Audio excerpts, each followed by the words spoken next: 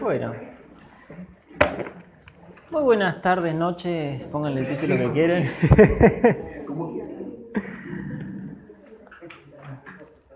Vamos a continuar entonces los estudios que estamos haciendo en el libro de Apocalipsis. Abrimos Apocalipsis capítulo 2.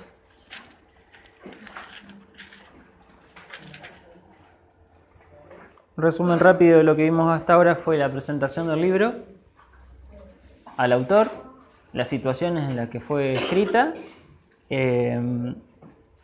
las razones de por qué fue escrito. Vimos la presentación del Señor Jesús en su forma, ¿cómo diríamos?, suprema, de exaltación, de gloria. Esa presentación que Juan describe con tantos atributos diferentes, ¿sí? Describe su rostro, describe su pelo, describe su mano, describe sus pies, describe su boca. Y habíamos empezado a ver, ya en el capítulo 2, luego de haber estudiado todo el capítulo 1, el mensaje de las iglesias. El miércoles pasado empezamos con la iglesia de Éfeso. ¿Se acuerdan un poquito de que habíamos visto de Éfeso?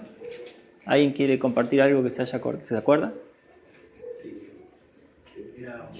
Tenía todo bien, eran muy estudiosos y cumplían mucho la palabra, pero se habían olvidado del Señor.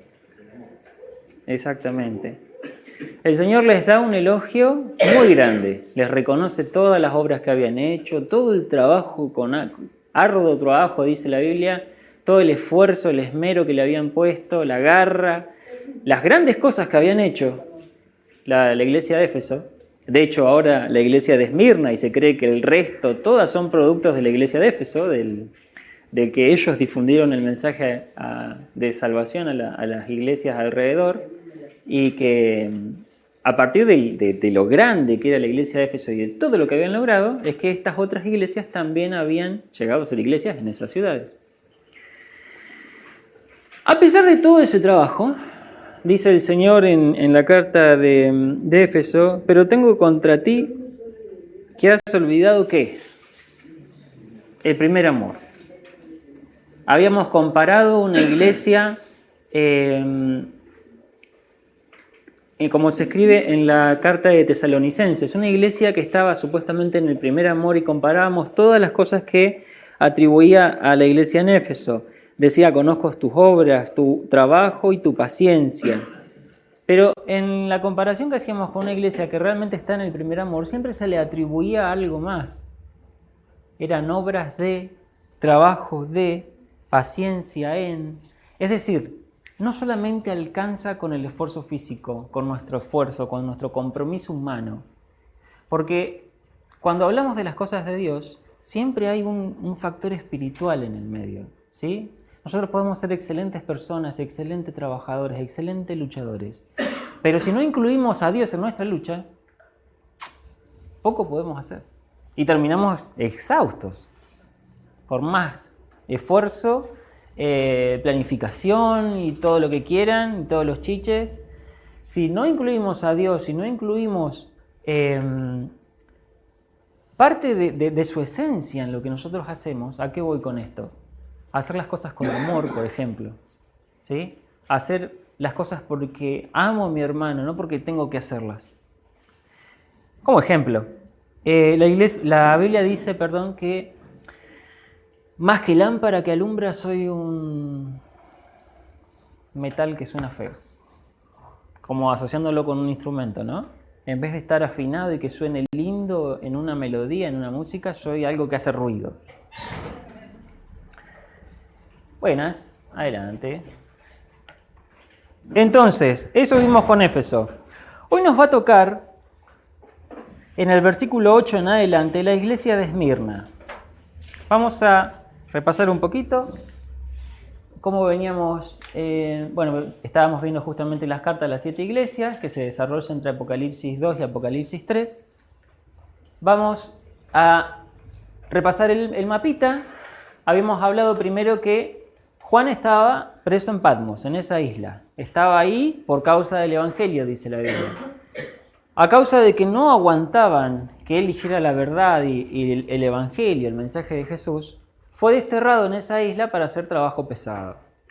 Entonces estaba ahí preso, ahí recibe la revelación del Apocalipsis, de Jesucristo mejor dicho, y envía entonces el libro completo con el mensaje a las 7 iglesias que están entre el capítulo 2 y 3 de Apocalipsis, a estas 7 iglesias desde acá, siguiendo la ruta que habíamos dicho que era la ruta postal. Si seguimos el mismo caminito, empezamos en Éfeso, que ya lo vimos el miércoles pasado, y hoy nos tocaría el siguiente paso que sería Esmirna. Esmirna, si ustedes lo pueden ver, está bastante cercano a la costa, al mar. Por lo tanto, también tenía puerto. Entonces, podemos deducir de eso que era una de las ciudades más grandes también. Eran justamente las 3 primeras las ciudades más grandes, más importantes de esa región. Éfeso, podemos decir que era por mucho, por diversidad cultural, por todo lo que se desarrollaba ahí, bastante interesante y mucho más grande que el resto, pero Pérgamo y Esmirna también eran ciudades muy importantes. En Pérgamo teníamos una situación particular, la Biblia lo va a mencionar. Los judíos que estaban en esa zona eran los primeros en tirar abajo e inventar cosas, decir cosas, generar alboroto de los paganos de la región contra los cristianos. Esto va a generar una situación de oprobio, de discriminación, de persecución incluso, que va a perseguir a los cristianos de esa zona, de todas las zonas, porque cuando se acuerdan que habíamos visto ya, el mismo Juan estaba preso en la isla de Patmos a causa de una persecución que tenía encima. Habíamos visto que en esos tiempos el Imperio Romano era muy hostil con los cristianos, porque su mismo líder se proclamaba Dios, entonces no aceptaba otra reverencia hacia otra persona, entonces los cristianos eran perseguidos a más no poder. Y la iglesia que vamos a ver hoy es especialmente perseguida, Esmirna.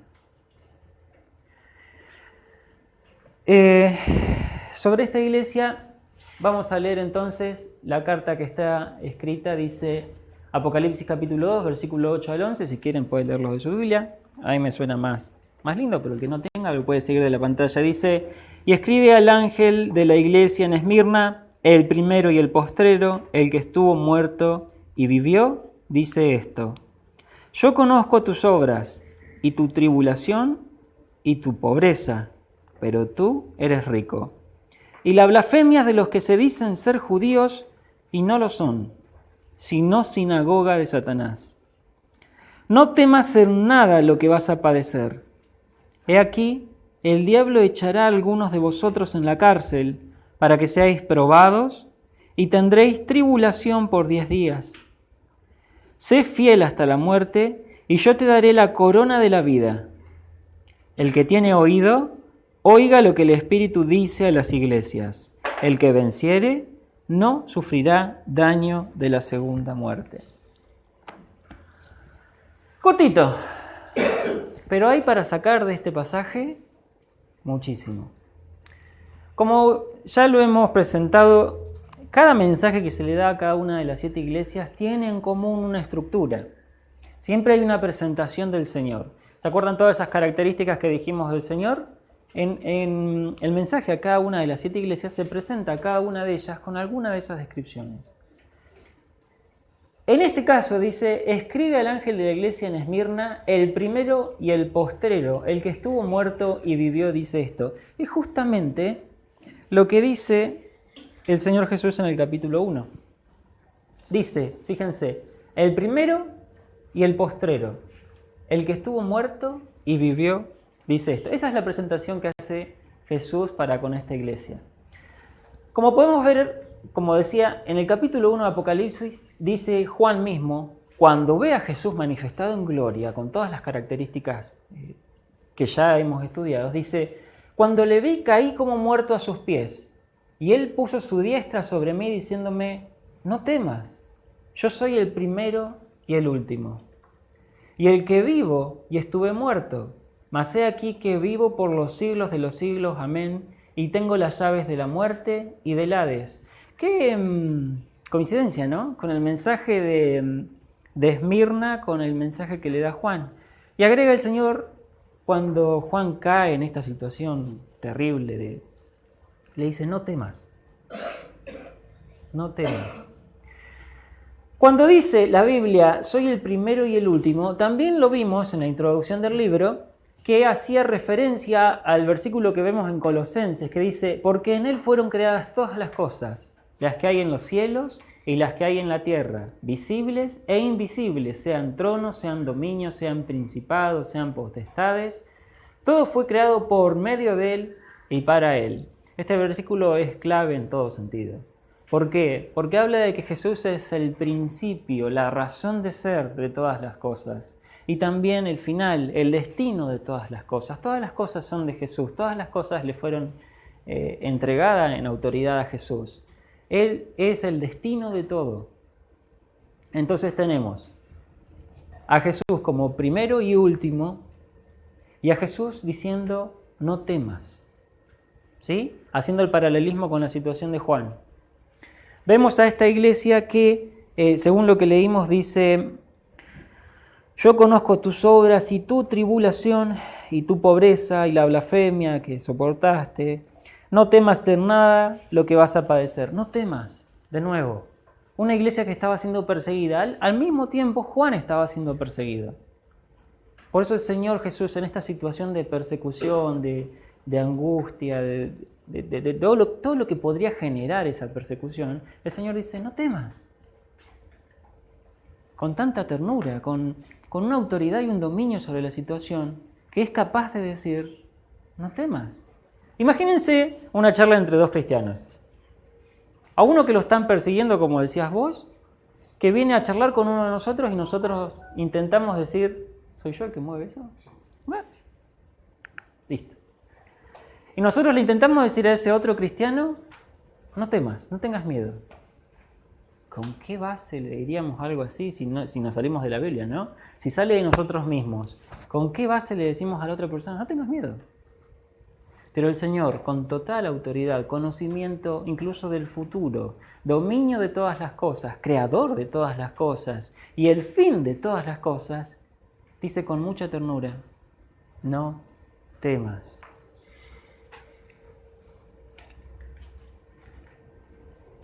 Ahora me parece que toqué algo que no iba. Sí. ¿Podés avanzar con la flechita, Oscar? O capaz que se hizo clic en algún otro lado. Hacele clic en la pantalla. Una táctil, cosa que toques así. Por... Sí, sería demasiada tecnología. No, a ver. Con la flechita esta, ¿pasa?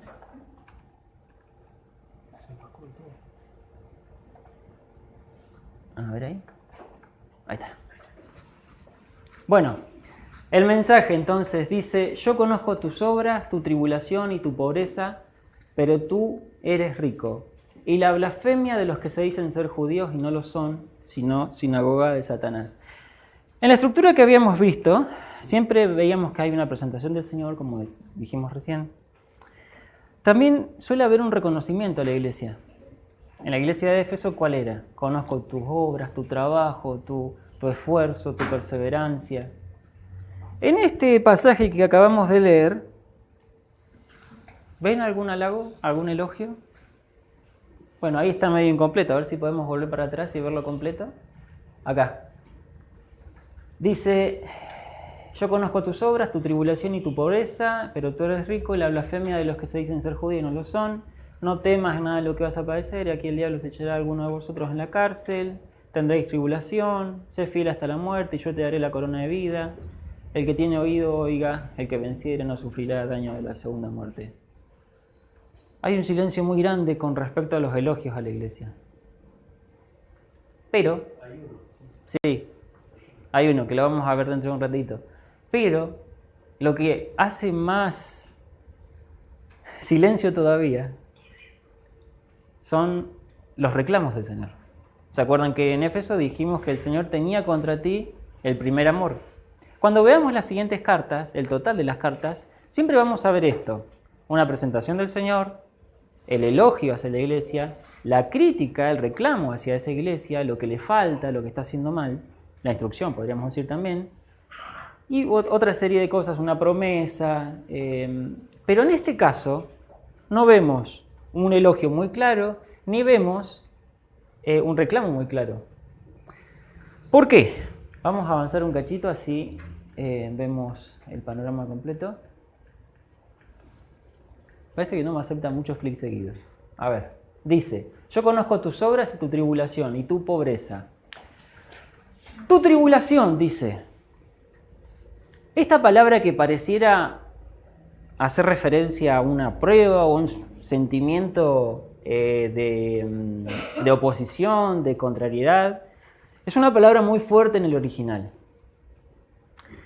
Para que se den una idea, es una palabra que significa oprimir, aplastar, apretar, y se la usa en el contexto de, por ejemplo, cuando se aprietan las uvas para sacarle el jugo.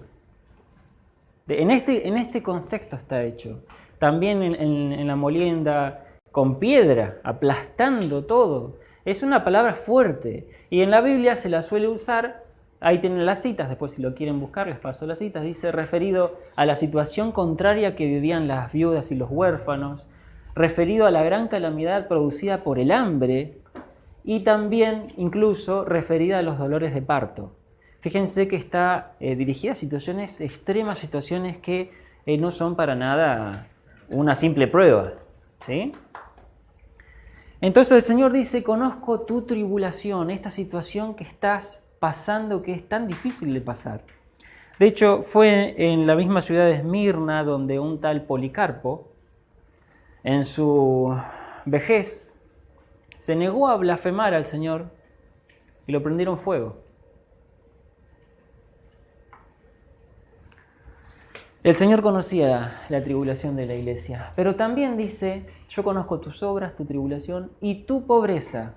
Dice, cuando habla de pobreza no se refiere a pobreza de alguien poco lúcido o que tiene poca riqueza espiritual o grandes obras como se podría hacer el contraste con Éfeso. No. Se refiere a pobreza en el sentido de ser mendigos, de no tener nada. Esto podemos verlo tranquilamente en Hebreos, capítulo 10, donde se relata que los cristianos perdían todo por causa del Señor. Eran perseguidos, perdían todos sus bienes, eran maltratados, estaban en una situación realmente caótica. No solamente atribulados por la persecución y por todos los desastres que hacían con ellos, sino que los despojaban de todo lo que tenían. Vos que estabas estudiando necesidades básicas, todo alterado. Pero el Señor dice también, conozco la blasfemia de los que dicen ser judíos. Con respecto a esto, lo mencionábamos recién hace un ratito. Los judíos de esa zona, para aumentar la carga contra los cristianos, para desprestigiarlos, para que se callaran porque no los soportaban, empezaban a hacer esta exaltación de los paganos de alrededor para hablar en contra de estos cristianos. Es lo que generaba todo, además de los romanos que los perseguían por no hacer honor a su líder. Dice, la palabra blasfemia, dice, se usa en el sentido de oprobio, es decir, no blasfemia hacia Dios, sino blasfemias hacia la iglesia. Era oprobio más que nada la raíz de la palabra, es hablar mal de ellos. Incluso el Señor dice, blasfemias de los que dicen ser judíos si no lo son, sino sinagoga de Satanás. Qué fuerte. Es fuerte el Señor al decirle a aquellos que aparentemente eran el pueblo de Dios, que aparentemente querían agradar a Dios, el Señor Jesús le dice, son sinagoga de Satanás.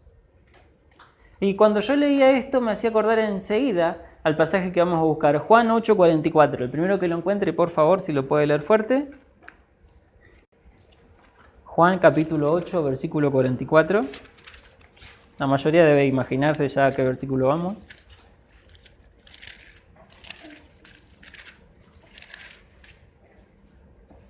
Vosotros sois de vuestro padre el diablo, y los deseos de vuestro padre queréis hacer. Él ha sido homicida desde el principio y no ha permanecido en la verdad, porque no hay verdad en él. Cuando habla mentira, de suyo hablas, porque es mentiroso y padre de mentira. Otra palabra bastante fuerte, dicha por el mismo Señor Jesús. ¿Y a quién se estaba refiriendo? Podemos preguntar. Fíjense que en el versículo, dice, en el versículo 39, los que estaban hablando con Jesús le respondieron y dijeron, nuestro padre es Abraham, o sea que eran judíos. Al Señor Jesús le dice a estas personas, vuestro padre no es Dios. Hasta ahí era fuerte, ya era fuerte de entrada. Sigue diciendo, el padre de ustedes es el diablo. Y acá el Señor Jesús hace referencia, sinagoga de Satanás, a otros que supuestamente decían ser judíos. ¿Por qué? ¿Por qué?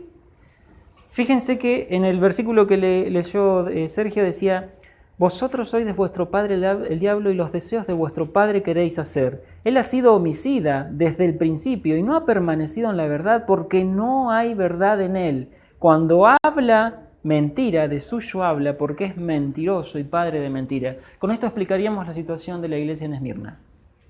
Las mentiras que se podrían haber dicho de esa iglesia con tal de generar esa persecución, de generar esa tribulación que pasaba a la iglesia, estaba generada por el mismo diablo. Nosotros podríamos decir, bueno, del pueblo judío, pero el pueblo judío quería a Dios, lo amaba. A ver,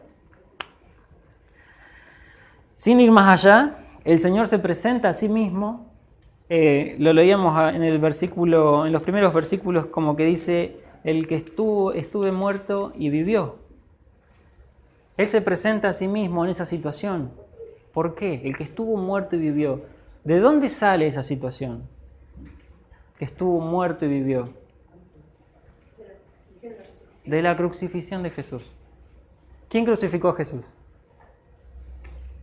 ¿Fueron los romanos? ¿Los romanos generaron el motivo de la crucifixión? Llevaron a cabo, sí, la crucifixión. Pero ¿quién fue el motor, el primero que lo mandó a la cruz? Los judíos. Los judíos mismos. ¿Les extraña entonces que los judíos estén persiguiendo a la iglesia ahora? No, en absoluto. ¿Por qué? Porque la persona que perseguía a Cristo sigue siendo el diablo. Sigue siendo el diablo. Vuestro padre, el diablo, sinagoga de Satanás, dice el Señor en esta carta. Entonces, esta iglesia padecía estas tres cosas: tribulación, pobreza y blasfemia. Ahora el elogio. Dijimos que en el versículo entero hay mucho silencio en cuanto al elogio de la iglesia, pero leemos una palabrita, una frase que nos hace, que es como una luz, como un broche de oro en medio de todo esto, que dice, pero tú eres rico. Esta aclaración la hace el Señor Jesús. No la hace cualquiera que se mandó a opinar. Dice, yo conozco tus obras y tu tribulación y tu pobreza. Pobreza en el sentido de no tener posesiones porque fueron despojados de todo. Pero el Señor le dice, pero tú eres rico. Señor, no tenemos nada. A lo sumo tendremos 2 panes y 3 peces. Tendremos pocos. ¿Pero qué dice el Señor? Tú eres rico. ¿Y de qué riqueza está hablando?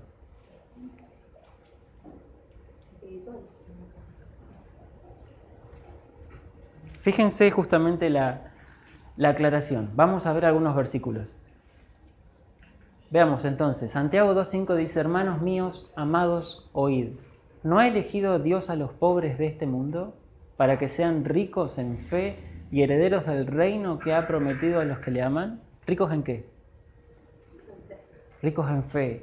Y no solamente eso, herederos del reino que le ha prometido. Colosenses, el versículo de Colosenses lo voy a nombrar siempre. Dice, todo fue creado por medio de Él y para Él.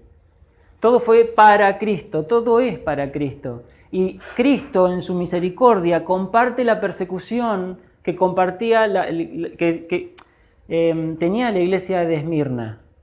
se asocia a Cristo, se pone al lado y le dice, yo conozco, yo sé lo que estás pasando. Y lo que no solamente vamos a ser similares en esta persecución y en esto que te está pasando, sino que también te comparto mi riqueza. Por eso el Señor Jesús puede decir, tú eres rico, porque conoce muy bien la riqueza de la que está hablando. Está hablando de su propia riqueza que es compartida con la iglesia en persecución. Veamos otro versículo. Dice 2 Corintios 6, 10. Como entristecido, mas siempre gozosos. Como pobres, mas enriqueciendo a muchos. Como no teniendo nada, mas poseyéndolo todo. Está hablando de lo mismo. Ese es el apóstol Pablo que escribe y que dice en esta situación, dice, como pobres. A ver, podemos ser pobres, podemos haber sido despojados de todos nuestros bienes materiales, pero podemos enriquecer a alguien más con nuestra riqueza espiritual, con el mensaje del Evangelio, con esperanza, con paz que sobrepasa todo entendimiento, con el amor de Dios.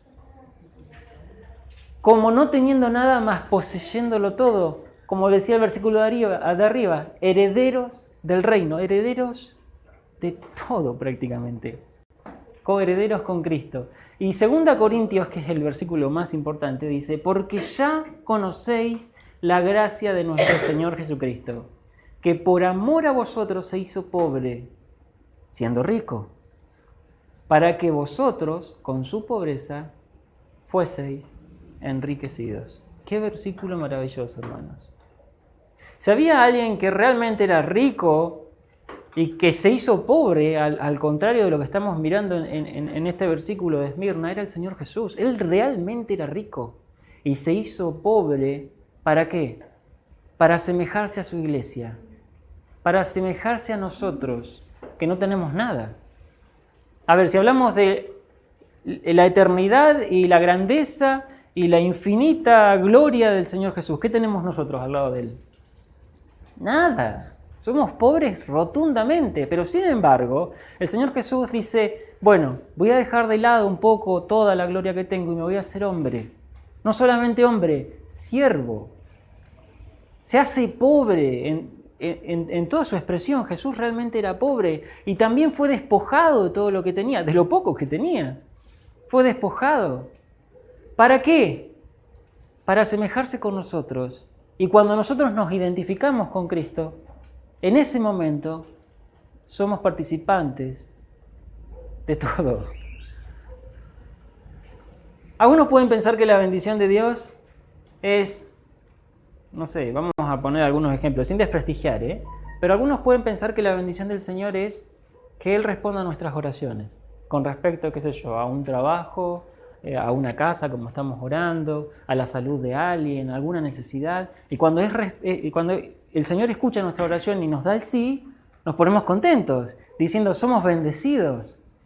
Pero comparados con esas cosas, esas pequeñas cositas que el Señor a veces nos concede, la bendición del Señor es infinita porque nos comparte su riqueza y nos comparte su misma esencia.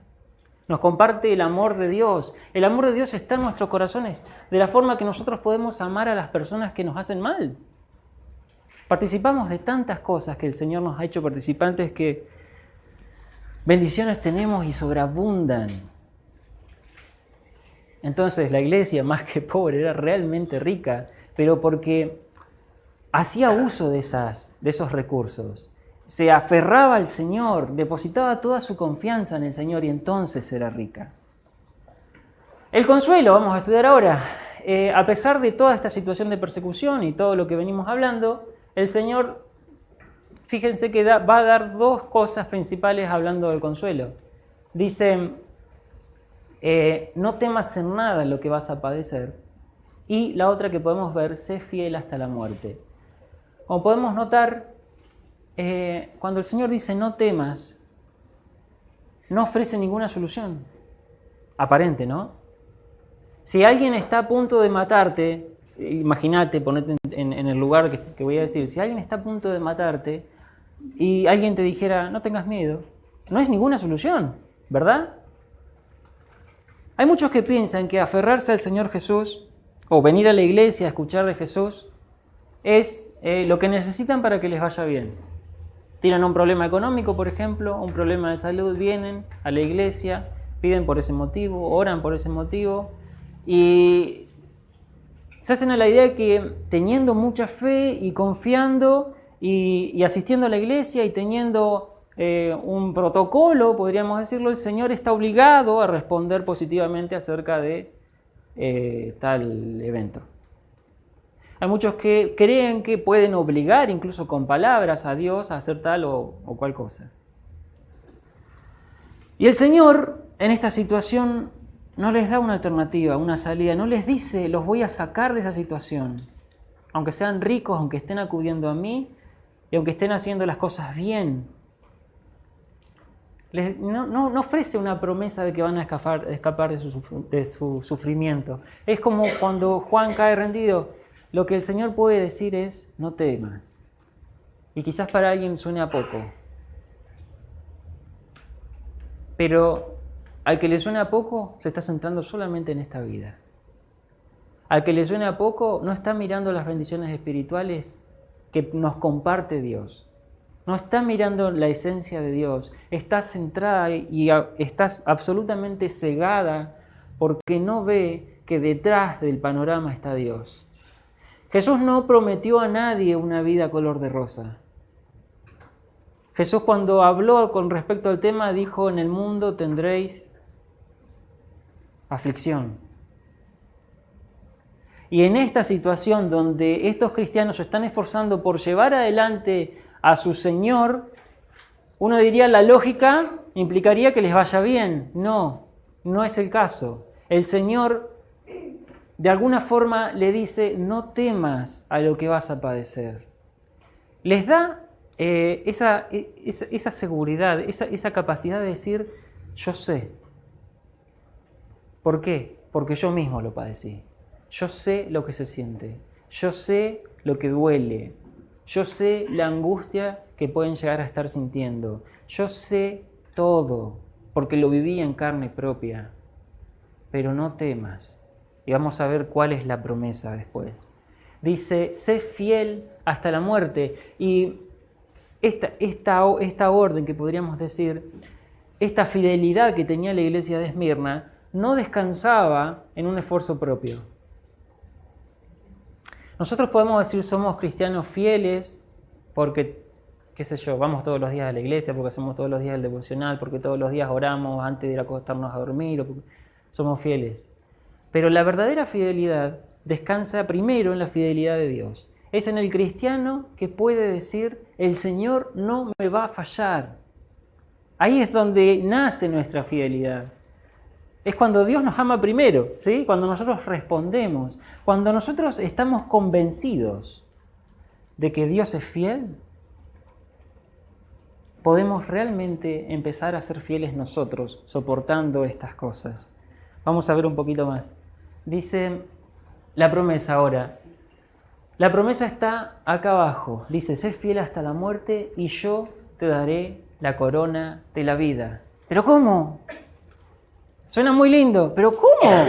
Si somos fieles hasta la muerte y nos morimos a causa de la fidelidad, ¿de qué vida hablamos? De vuelta.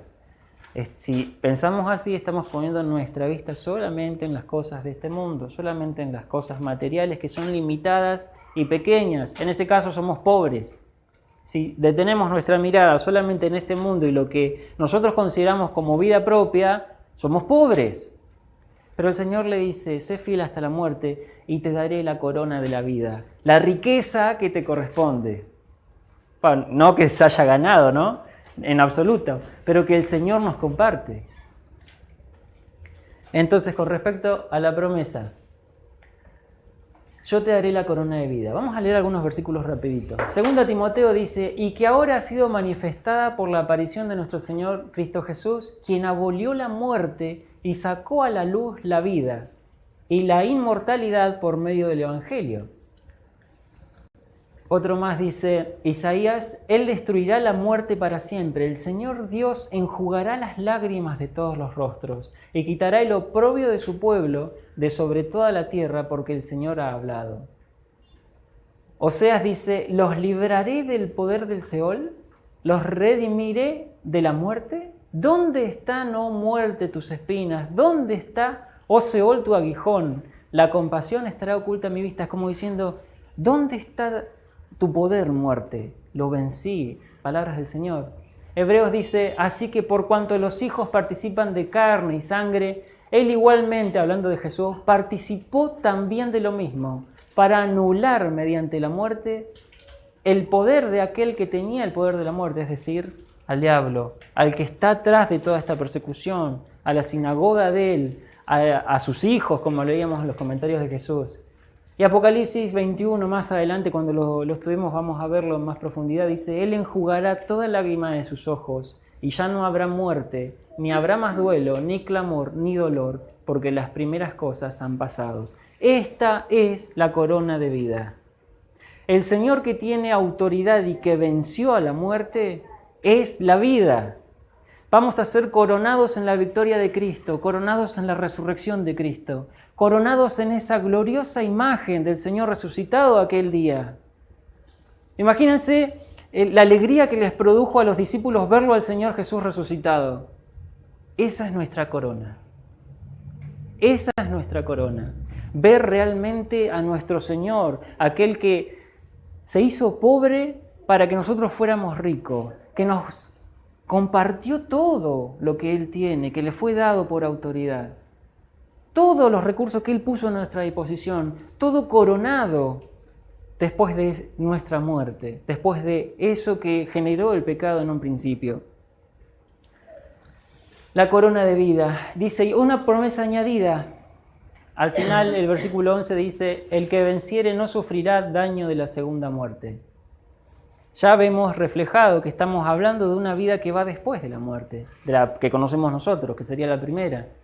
La segunda muerte, Apocalipsis también nos revela cuál sería. Dice, y la muerte y el Hades fueron arrojados al lago de fuego. Esta es la muerte segunda, el lago de fuego, el infierno. Saben, a los cristianos los podían perseguir, a los cristianos los podían torturar, quemar, matar de formas atroces, de las formas que quieran, se los podía blasfemar, se los podía despojar de todo. Pero no quedaba ahí, porque aquellas personas que cometieron tales atrocidades también algún día se iban a morir. Todos iban a pasar, todos pasamos por la primera muerte, todos nos vamos a morir. Pero hay una segunda muerte, incluso después de esa. Y ahí es donde el Señor hace la diferencia. La iglesia que se esfuerza y es fiel hasta la muerte va a recibir la corona de vida, la resurrección, la vida misma al Señor Jesús. Y las personas,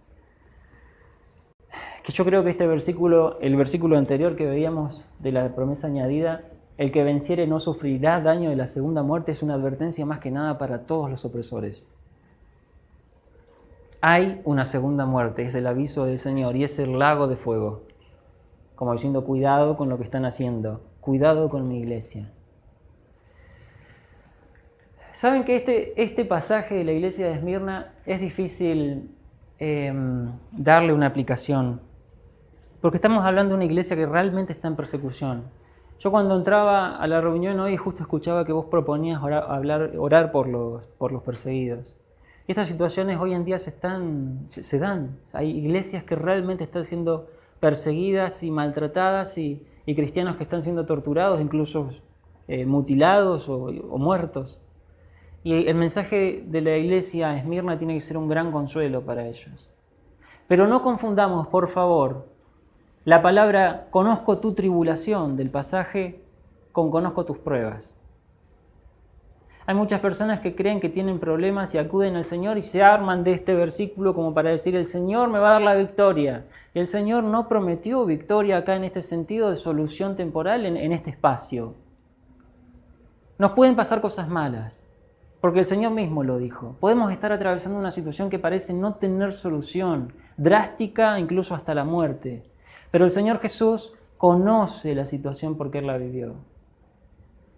Y con mucha autoridad es capaz de decir, no temas porque al final estoy en control de todo y no solamente esto, sino que después de que pase lo que está pasando, de toda esta situación adversa, te voy a dar la corona de vida si te mantienes fiel. si gozás de la relación conmigo. No es que nosotros podemos hacer algo como para decir nos ganamos la bendición del Señor. No, no, no. Si permanecen en mí, si permanecemos en la vid, como lo decía Jesús, si permanecemos en Él podemos dar fruto, fruto de vida eterna. Es lo mismo esta situación. Si permanecemos en el Señor Jesús, nuestra fidelidad va a estar intacta porque descansa en la fidelidad de Dios. ¿Se entiende? Ahí es donde Él nos corona con vida, aunque estemos pasando por valle de sombra de muerte. Aunque ande en valle de sombra de muerte, no temeré mal alguno, porque tú estarás conmigo. Aquella persona que se identificó conmigo, que se identificó con mi dolor, con la injusticia que me está pasando, esa persona está conmigo. Esa persona que tiene autoridad sobre todo, está conmigo. Tu vara y tu cayado me infundirán aliento.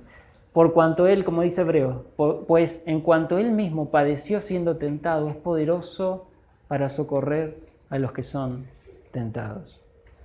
Hermanos, quizás no nos toque, o quizás sí, padecer persecuciones de este estilo. ¿Qué haríamos nosotros si fuéramos puestos en esta situación?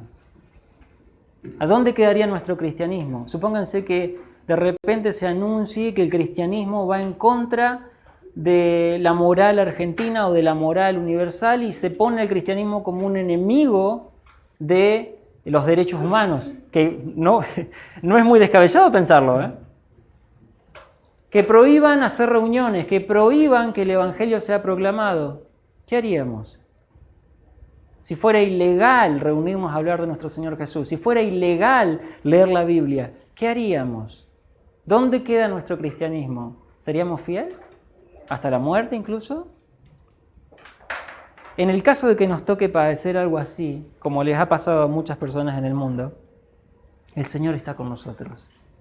Y el consuelo más grande es saber que Él comprende. Yo conozco, dijo el Señor, yo conozco tus obras, tu tribulación, yo conozco, sé muy bien de qué estás hablando, de qué estás padeciendo. Pero tenemos la promesa del Señor. Te daré la corona de vida. Que Dios bendiga su palabra. Amén.